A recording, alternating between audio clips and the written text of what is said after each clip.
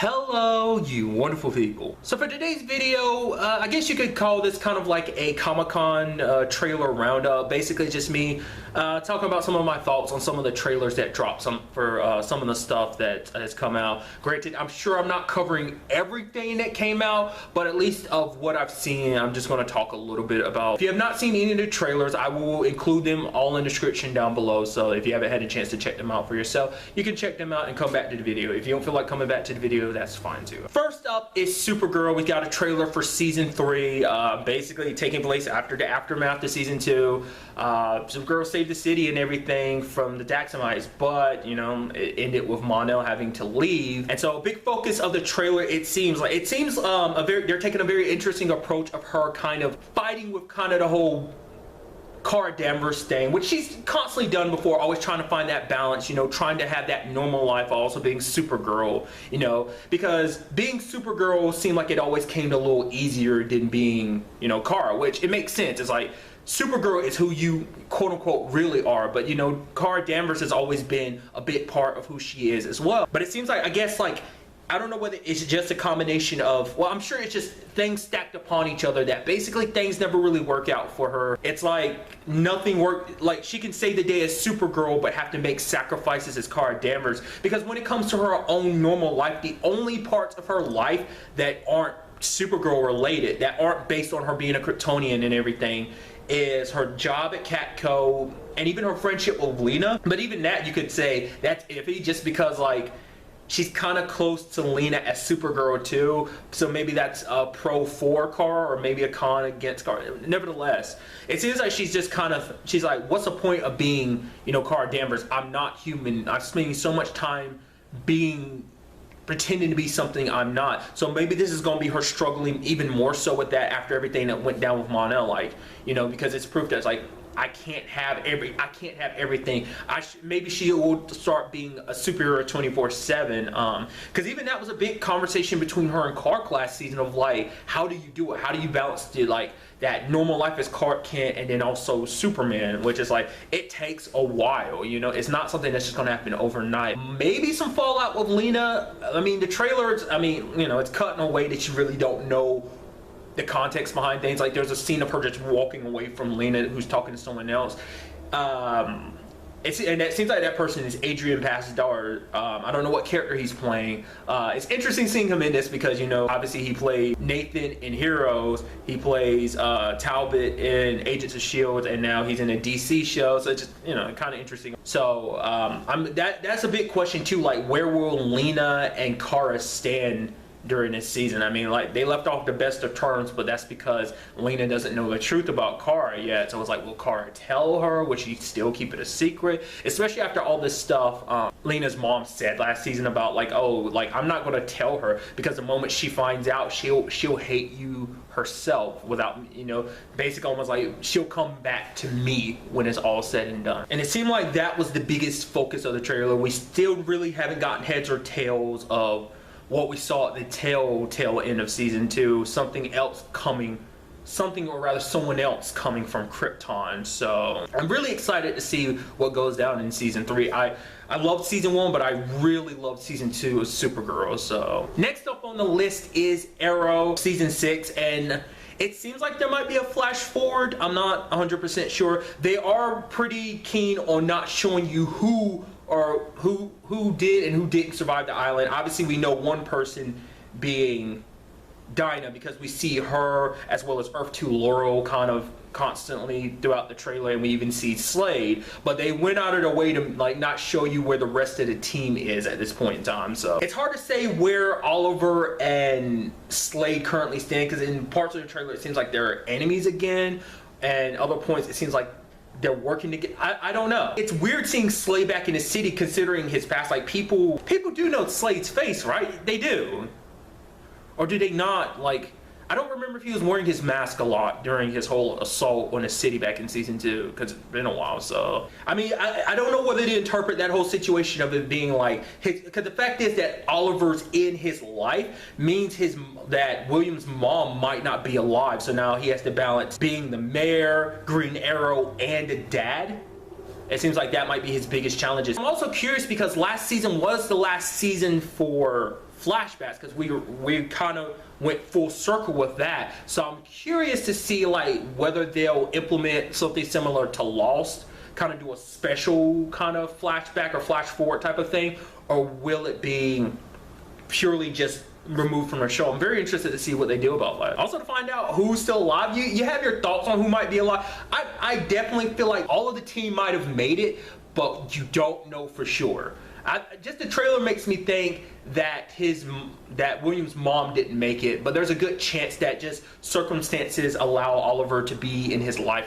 I doubt that, but I mean, especially after the whole Adrian situation, how it closed, like that's pretty traumatic. So it seems like he might be suffering from that, everything that he's been through. There might not be any safety for him because he is Oliver's son. He will always be a target, so that might be something that's kind of dealt with too. And it also seems like this is a big season for Dinah to kind of step up as kind of like, I guess even more so fully accepting the role of the Black Canary. So then we have a trailer dropping for season 4 of The Flash.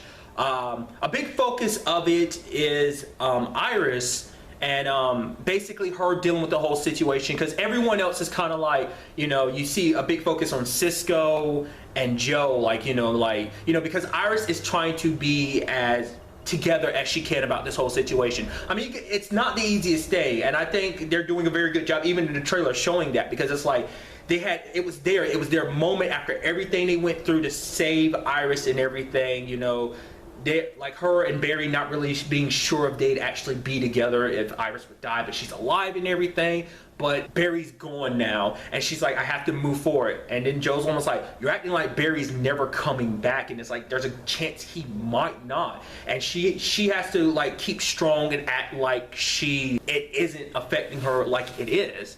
It also seems like she's the main one behind, like, hey guys, keep Team Flash together. But it seems like that future where Team Flash kind of fell apart is still kind of there to a certain extent, because of, you know, that was connected to the whole Iris dying and Savitar situation, and, you know, Barry just being brokenhearted. So that led to the team kind of falling apart. But now it's like Barry's gone, so the team is falling apart, and it seems like Iris is trying to keep it together. I mean, you have Cisco being brokenhearted because it's like, you know, his best friend's going. It's so cool because of especially what Cisco and Barry went through together in season 3, because of like the whole Dante situation and just like how that left Cisco and Barry's relationship.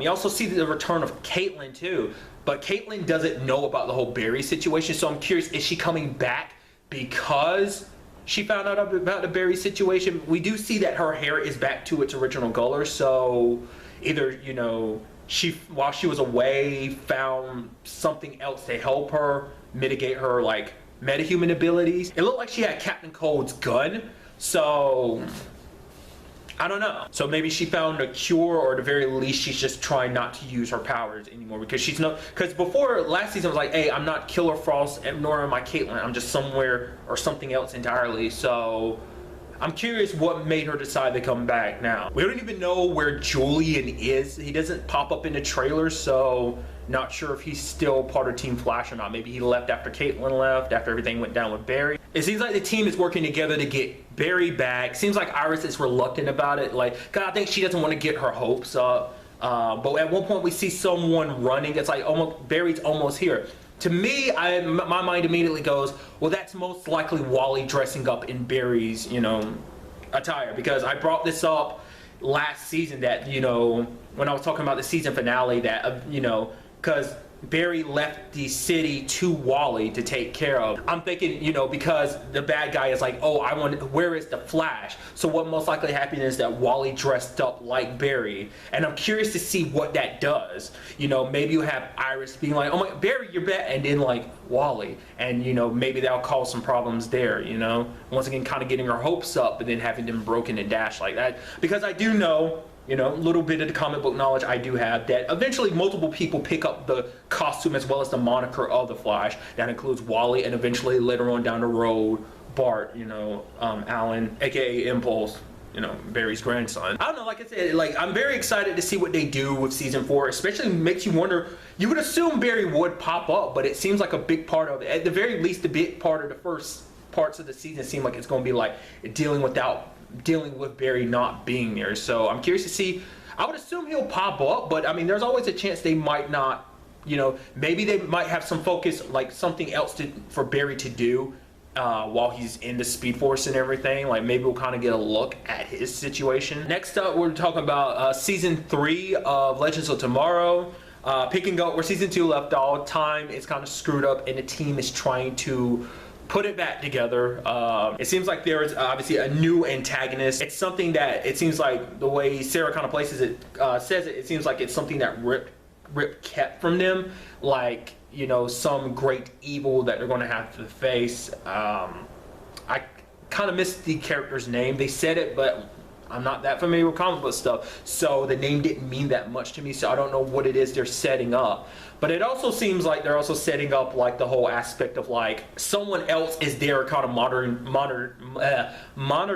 them, because there's a lady that's like, I cannot believe your team isn't already dead. You guys are screw-ups. Like, really? We're going to have to entrust you with the fate of time and space and stuff like that. So I don't know what her position is. I don't know whether she's something similar to the Time Masters or something, or is she some kind of like, because it seemed like they were the only time authority, not unless there's someone else, not unless she's not like an authority in a sense of like people given a position. Maybe she's something else, like, you know, not 100% human that's talking to them or what. I don't know. But it seems definitely like keeping with the trend of Legends of Tomorrow of just kind of like misfits screwing around in time and trying to fix the kind of screwed up time that they've already created. I'm curious to see will we like be in this like altered present day timeline. Will we kind of be in there at least in that timeline for like one episode or not? And I'm curious, is this evil they're facing something that they inadvertently created last season, or is it something that was always there but now it's catching up to them? I don't know. We'll just have to wait and see. There was an iZombie trailer and a 100 trailer. They were mainly recapping a little bit of the previous seasons, but either case I felt like mentioning them, and just in case you want to kind of get a like brief recap of the seasons and stuff like that, then they're there as well. But I'm excited for both of them. There was also a trailer dropped for season 5 of the originals. It was mainly a recap, but there were some things planted there that's like, okay, so kind of already going ahead and letting you know, well, ahead of time that this is the final season, which kind of felt like that already. But, you know, I'm glad that at the very least it is getting that one final season. I felt like at the very least it needed that, especially after season 4's finale kind of being depressing as it is. So immediately it's like, hey, this is going to be like a bit focused. It's Hope. We're going to have an older Hope. So we're going into another time skip, which is pretty cool.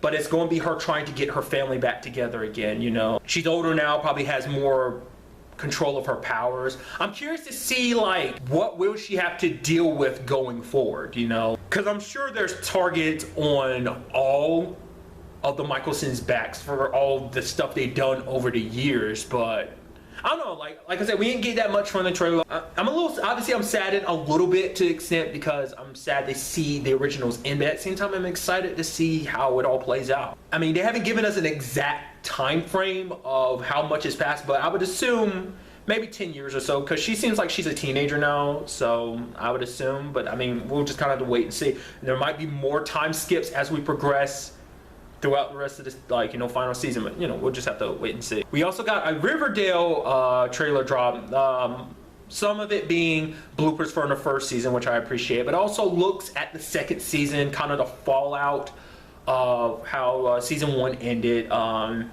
You have Archie kind of being like paranoid because it's like he's scared, like you see him kind of in his own house with a bat ready, probably not sleeping much because it's like scared that that person, you know, because it puts it in his head like this wasn't an accident, it was a targeted hit, and maybe they're coming after him too. Maybe it just makes him kind of paranoid. We don't know the condition of his dad, whether it, like he ends up taking his dad to the hospital, but you don't know whether or not his dad is dead or not.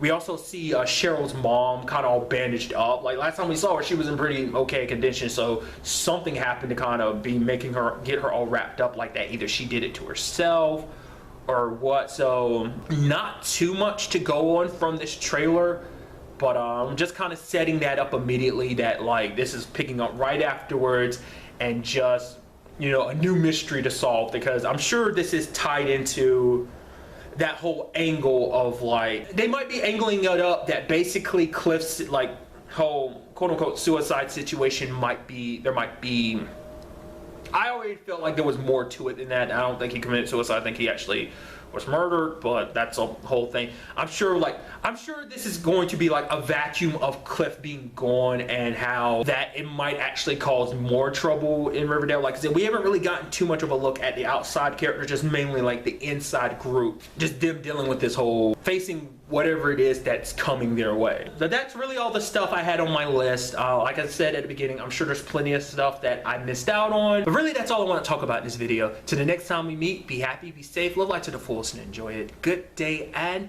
good